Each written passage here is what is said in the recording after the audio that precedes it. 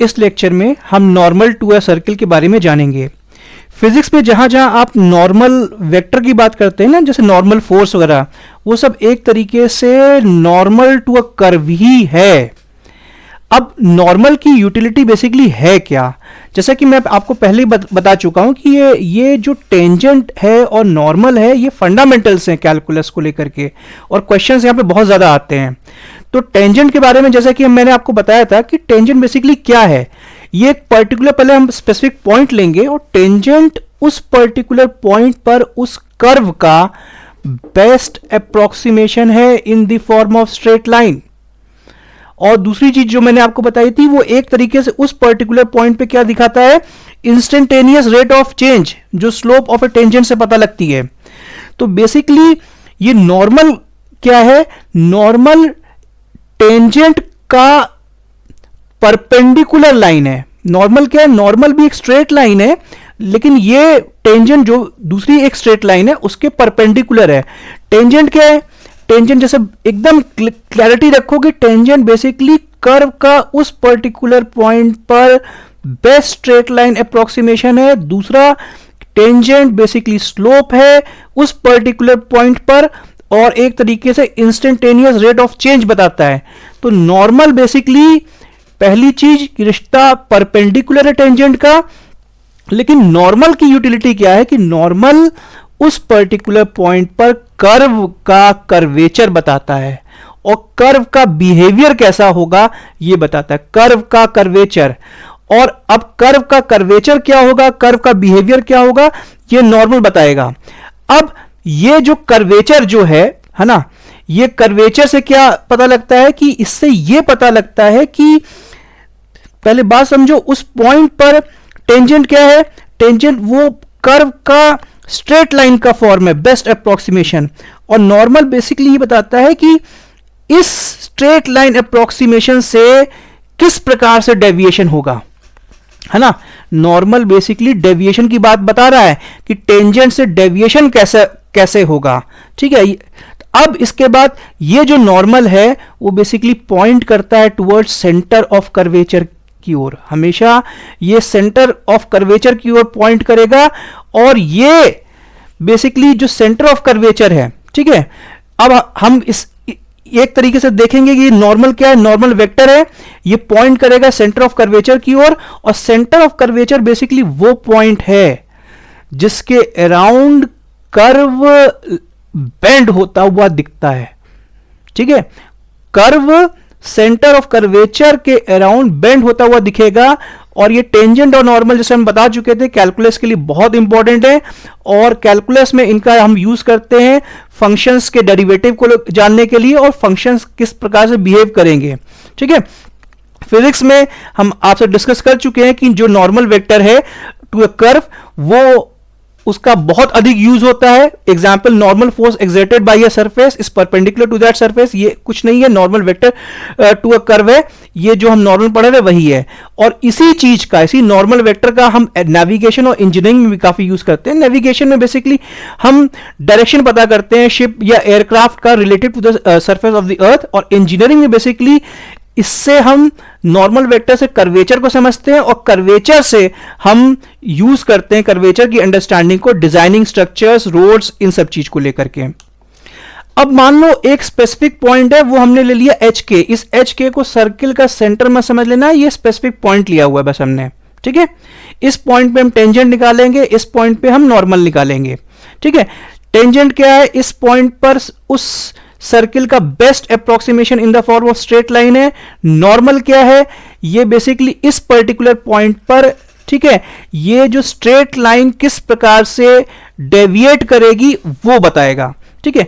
अब हमने equation of circle ले लिया, इक्वेशन ऑफ सर्किल हमने लिया x square plus y square equal to a square. देखो इस इक्वेशन से साफ साफ पता लग रहा है कि इस सर्किल का जो सेंटर है वो 0 0 पर है, ठीक है। तीन तरह की इक्वेशन आपको कैटेगोरिकली बता चुके हैं, है ना, आप उस लेक्चर को देख लेंगे तो उससे क्लियर है कि ये सेंटर इस इक्वेशन के, सर्किल के इक्वेशन से साफ पता लगता है सेंटर 0 0 पर है। फिर हमने आपको बताया था सीधे सीधे एक्स स्क्वायर की जगह आपको एक्स एच रखना है, वाई स्क्वायर की जगह वाई के रखना है, और एच के वो पर्टिकुलर पॉइंट है जिस पॉइंट पे हम टेंजेंट निकाल रहे हैं, ठीक है। तो अब सीधे सीधे इक्वेशन ऑफ ए टेंजेंट आपकी एच और के की वैल्यू रखेंगे तो इस प्रकार से आ गई। अब सीधे सीधे इसको y equal to M X plus C के फॉर्म में आप ले जाइए, तो सीधे आपने ऐसे कर दिया y equal to minus h by k x plus a square. अब चक्कर क्या है, हम इसको निकालते क्यों हैं, हम इसलिए निकालते हैं ताकि हमको ये स्लोप पता लग जाए। स्लोप क्या है यहाँ पर, ये बेसिकली माइनस एच बाई के, ये स्लोप ऑफ ए टेंजेंट है, और आपको ये पता है कि भैया ये नॉर्मल की का जो रिश्ता है टेंजेंट से वो 90 डिग्री का है, और यदि दो स्ट्रेट लाइन के बीच में यदि 90 डिग्री का एंगल है तो दोनों के स्लोप को जब आप मल्टीप्लाई करते हैं तो -1 आता है। तो अब सीधे सीधे बस यही रूल आपको लगा देना है।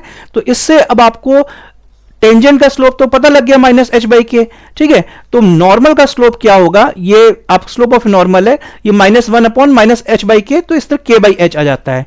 तो अब इक्वेशन ऑफ ए नॉर्मल क्या हो जाएगी, y इक्वल टू, है ना, ये स्लोप रख देंगे x, है ना, और ये c प्राइम। अब लेकिन चक्कर क्या है, ये जो नॉर्मल है ये पास करेगा किससे, सेंटर ऑफ द कर्वेचर से। सेंटर ऑफ द कर्वेचर क्या है ना, इस केस में जो हम लोग अभी इक्वेशन लिए हैं वो बेसिकली 0 0 ओरिजिन है। तो अब इस 0 0 को इस इक्वेशन में जब आप पुटअप करेंगे, x की वैल्यू 0, y की वैल्यू 0, तो ये c प्राइम ऑटोमेटिकली आपका 0 आ जाएगा।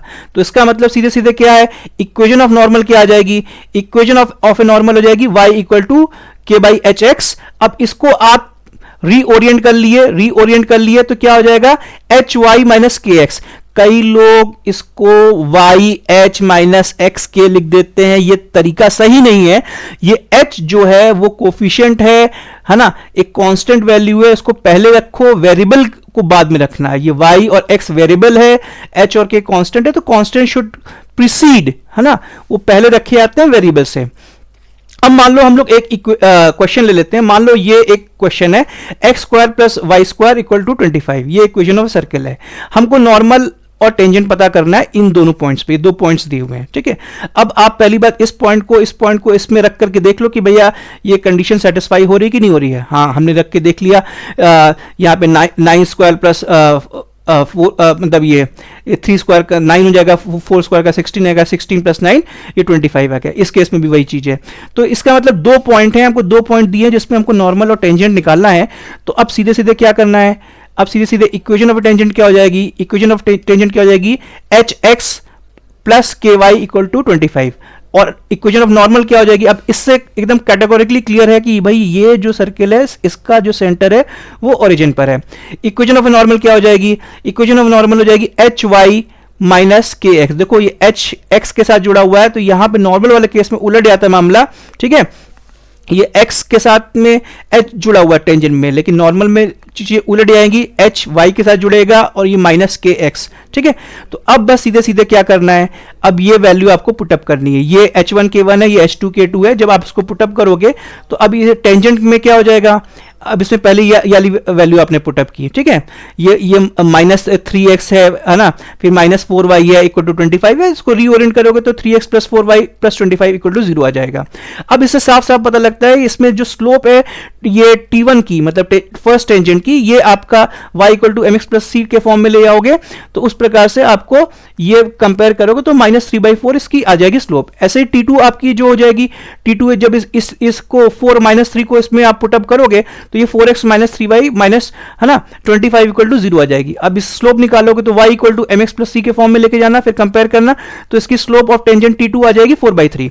इसी प्रकार अब नॉर्मल का चक्कर है। अब नॉर्मल क्या है ना, नॉर्मल आपको ये पता है एच वाई माइनस के एक्स इक्वल टू 0। अब देखो इसमें कई बार लोग जल्दीबाजी में गलती क्या करते हैं कि अब मान लो एच वाई है, तो यहां पे एच तो कोई ये है, तो ये आ जाएगा -3y, है ना, -3y, और ये, है ना, -3y, और ये -4 यहां पे आएगा, तो ये 4x आएगा। 4x पॉजिटिव होगा, ये 3y नेगेटिव, मतलब 4x minus 3y equal to 0। लेकिन जल्दी जल्दी में ये लोग, कुछ लोग क्या कर देते हैं, 3 को इधर कर दिए, 4 को इधर कर दिए, तो 3x माइनस 4y कर दिए। तो भाई ये साइन और ये वैल्यू को पुटअप करने में ध्यान रखना, वरना आता हुआ क्वेश्चन आपका गलत हो जाएगा IIT में। तो ये 4x माइनस 3y ये इक्वल टू 0, ये आपका n1 हो गया। इसमें आप स्लोप निकाल लेंगे y equal to mx plus c के फॉर्म में जाकर के, ठीक है। ये 4/3 आ गया। ऐसे ही n2 की वैल्यू, n2 की इक्वेशंस क्या जाएगी, 3x प्लस 4y। ऐसे स्लोप आपने निकाल लिया नॉर्मल 2 का। अब सीधे सीधे देखो, ये स्लोप ऑफ टेंजेंट 1 है, t है ना, और ये स्लोप ऑफ नॉर्मल 1 है। ठीक है। तो अब इन दोनों को मल्टीप्लाई करो, -3/4 और E4/3 देखो -1 आ रहा है। ऐसे ही इसको MT2 को MN2 से मल्टीप्लाई करोगे, है ना, तो देखो -1 आ रहा है। इसका मतलब तो साफ साफ सी बात है कि भैया सब कुछ आंसर हमने ठीक ठाक निकाला हुआ है। ठीक है, तो आपको एकदम क्लियर हो गया कि भैया ये EF बेसिकली क्या है, टेंजेंट है इस पर्टिकुलर पॉइंट पर HK पर। ठीक है, और इस टेंजेंट, ये एक स्ट्रेट लाइन है और इस टेंजेंट के परपेंडिकुलर, है ना, इसी पॉइंट ऑफ कांटेक्ट पर, ठीक है, जो लाइन होगी, जो अभी हम CD देख रहे हैं, ये बेसिकली क्या है, नॉर्मल। और ये जो नॉर्मल है ये सेंटर, सर्किल के सेंटर से पास होगी। ठीक है, तो ये EF बेसिकली क्या है, टेंजेंट है, और CD आपकी नॉर्मल है।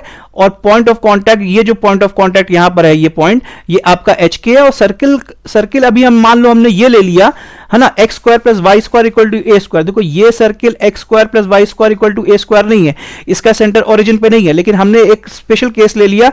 ठीक है, अभी सर्किल को ढकेलते ढकेलते इस प्रकार से ले आओ कि ये जो C है ये और ये O का पॉइंट है ना, एक तरीके से एक दूसरे पे आ जाए, कोइंसाइड कर जाए। ठीक है, तो अब इस केस में जैसे हमने ऑलरेडी डिराइव करके देख लिया है कि x² + y² = a², मान लो कोई सर्किल की इक्वेशन है, तो उस केस में टेंजेंट क्या होगा और नॉर्मल क्या होगा। नॉर्मल हमने निकाल के देख लिया है, hy - kx = 0। Is this point clear?